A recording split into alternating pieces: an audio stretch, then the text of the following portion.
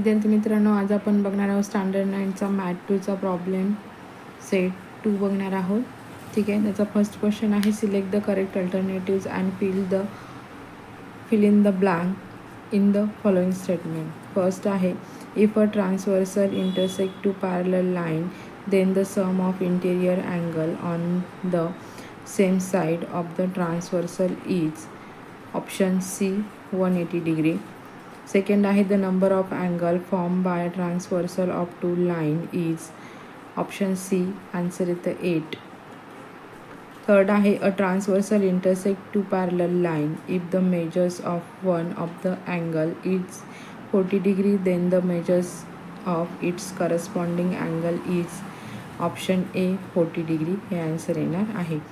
बघा, फोर्थ नंबरचा आहे, in triangle ABC angle A equal to 76 degree, angle B equal to 48 degree, therefore angle C equals to किती येणार आहे, त्याचा आन्सर असणार आहे ऑप्शन बी 56 डिग्री. ओके. बघा, फिफ्थ नंबरचा आहे, two parallel line are intersect by a transversal if measure of one of the alternate interior angles is 75 degree then the measures of the other angle is option C 75 degree. हे answer येणार आहे. बघा, question number 2 आहे, रे PQ and ray PR are perpendicular to each other. Point B and A are in the interior and exterior of angle QPR respectively. Ray PB and ray PA are perpendicular to each other. Draw a figure showing all these ray and write. Okay. आपल्याला आता ही figure आपण इथे draw करून घेतलेली आहे. बघा, first येईल त्याचा answer, a pair of complementary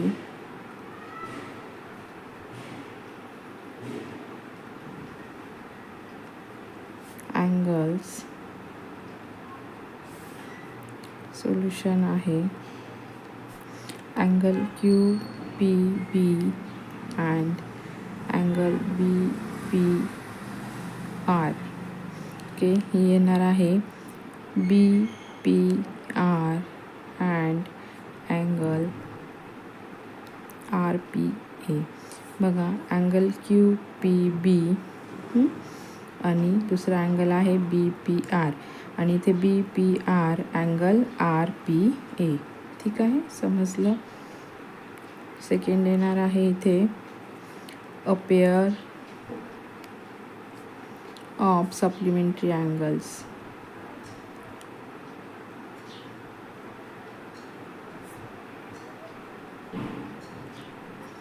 ते सोल्युशनमध्ये येणार आहे angle QPR and angle BPA. बघा, थर्ड पेअर येणार आहे, a pair of congruent angle. A pair of congruent angle.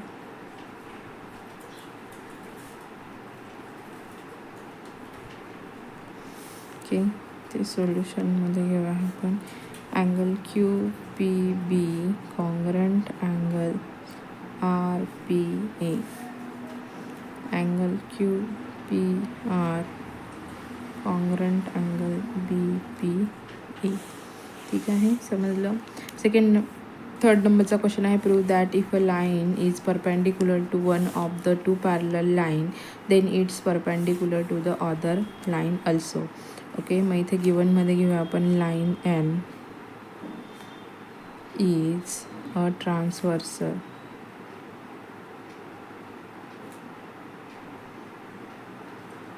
बघा, इथे ही लाईन N जी घेतलेली आहे ही काय आहे, ट्रान्सव्हर्सल घेतलेली आहे of line L and line M. Line L parallel and line M. Line N is perpendicular line L. Okay. बघा आता प्रूव्हमध्ये घेऊया. Line N is perpendicular line M. Okay, ते आता प्रूफमध्ये घेऊया आपण. Line L is parallel line M, हे गिवन आहे.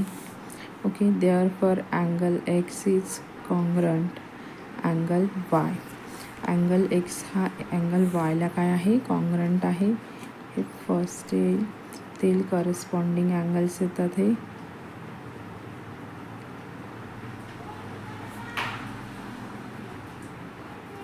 Okay, but angle X equals to 90 degree. Therefore, line N is perpendicular line L. Therefore, angle Y is equals to 90 degree. हा 90 डिग्रीचा आहे. फ्रॉम 1 वरून, म्हणजे अँगल एक्स हा angle Y हे दोघं काय आहेत, कॉन्ग्रंट आहेत. मग अँगल एक्स हा जर 90 डिग्रीचा येईल तर मग अँगल वाय हा पण काय येणार आहे, 90 डिग्रीचा येणार आहे. म्हणून इथे येईल line N is perpendicular line. Question number 4 आहे. In figure measures of some angle are shown using the measures. Find the measures of angle X and angle Y and hence show that time line L is parallel line M. आता इथे घेऊया आपण सोल्युशनमध्ये. Angle X is equal to किती दिलेला आहे इथे, हा जो आहे त्याच्या अपोजिटचा अँगल तो 130चा आहे. म्हणून हे दोघं मेजरमेंट काय येतील, सेम येतील. म्हणून हे पण काय घेणार आहोत आपण, 130. बिकॉज ऑफ आपण हे कशावरून घेतलं, त्याच्या अपोजिट अँगलवरून. Angle Y equals to 50 degree. हे पण कसं घेतलं, अँगल वायच्या अपोजिट अँगलचं मेजरमेंट किती आहे, हे 50 डिग्री आहे. म्हणून अँगल वाय पण हा 50 डिग्रीचा येणार आहे. ते पण आपण रिझन घेऊया, अपोजिट अँगल. ओके, इथे similarly angle X plus 50 degree equals to 130 degree plus 50 degree is equals to 180 डिग्रीचे येत आहेत हे. म्हणून इथे येणारे angle X and angle Y are supplementary angle.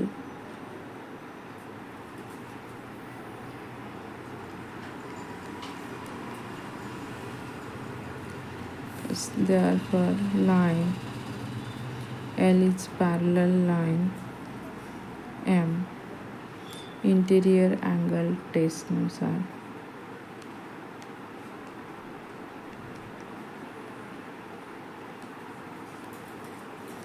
Okay, बघा क्वेश्चन नंबर 5 आहे. Line A B is parallel line C D. Parallel line E F and line Q P is their transversal. If Y at Z equals to 3r7 then find the measures of angle X. ठीक आहे, तर बघूया. ठीक आहे, solution बघूया. ही आहे 5 नंबरची क्वेश्चनची diagram आपण ड्रॉ केली आहे इथे. आता घेऊया line C D parallel line E F. हे काय आहे आपल्याला गिवन आहे, angle D S F equals to Y. येतात अपोजिट अँगल येतात.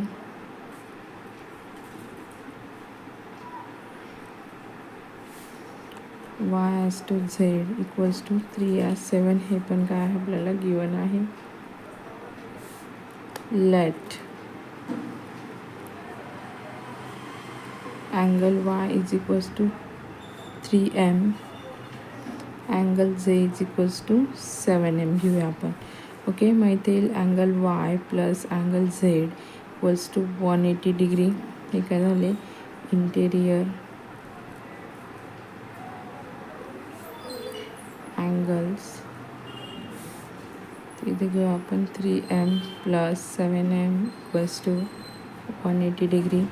मी दोघांची प्लस केल्यावर इथे 10m इक्वल्स टू इथे 180 डिग्री येईल. आपल्याला एमची व्हॅल्यू फाइंड आउट करायची. Therefore M is equals to 180 degree upon 10 येणार आहे. ठीक आहे. 0 0 कट झाला. इथे येतात 18 डिग्री.